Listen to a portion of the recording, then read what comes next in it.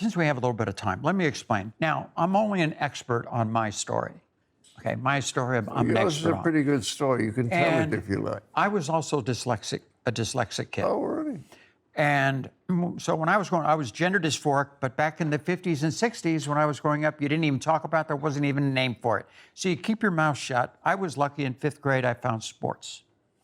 And I latched onto that baby because I wasn't doing good in school. And all of a sudden, we had a running race in 5th grade around a bunch of chairs in the parking lot. And they were timing every kid. And I had the fastest time in the whole school. It was like the first time I ever really accomplished anything in school. At what age? 11? Yeah, 11, somewhere around there.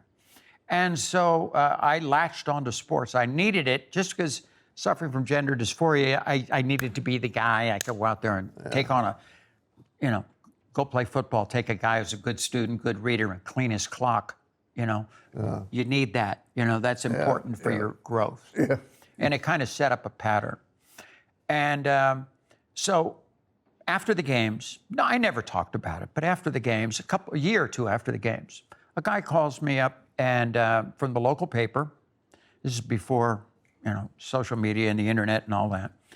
And says, I heard you were dyslexic. I'd love to do an article on it. Great. So I said, come on, I'm thinking, you can help some people. Nobody knows that about me, but there's a lot of kids out there that are suffering from that. They know I had it and I dealt with it and my life is great and I've been able to accomplish tremendous things. Might be good. So anyway, I came and did the interview. And in today's terms, it went viral. It went all over the place. Really? I had everybody calling me about being dyslexic, and there's organizations that you give speeches at, and they're starting new organizations.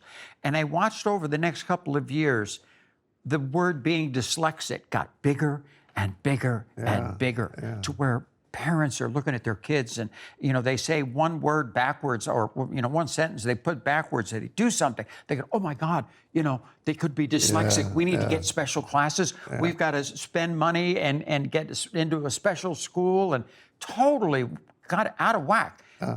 That 3 or 4 years later, I said, I'm not doing anything else on being dyslexic. It's been hijacked by the media and by people trying to make money off it.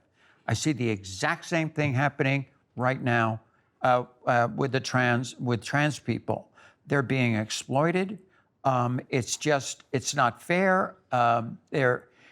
This woke world is teaching radical gender ideology to our children. They could destroy lives. I think about if that happened in my life. Let's say I was in 6th, 7th grade, because when I grew up, there wasn't even a word for it.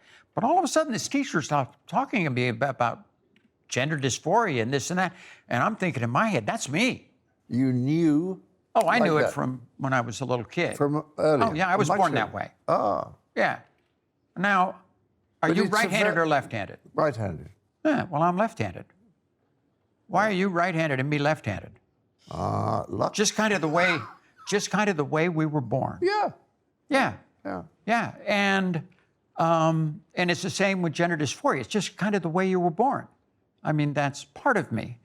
And, but for so many years, if you had a chance to read my book, Secrets of My Life, I talk about all the sneaking around and how my life was just a mess, for so many, many years. But I was fortunate I had a family. I've lived a phenomenal life.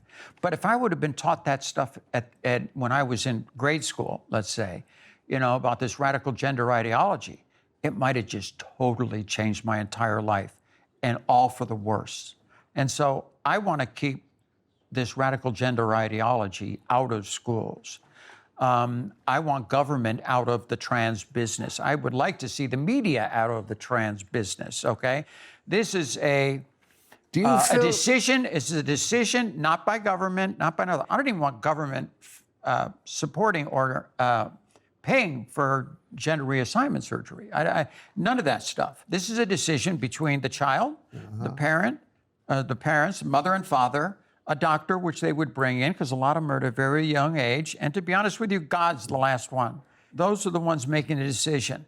I feel like government is coming in and teaching these kids. Why? Because they're trying to break up the family. You think they're being taught this so the government can break up the family, like the if you're going to Marxists? if you're going to take the greatest nation in the world and make it a socialist nation, you can't have a strong middle class. You cannot have a strong family unit.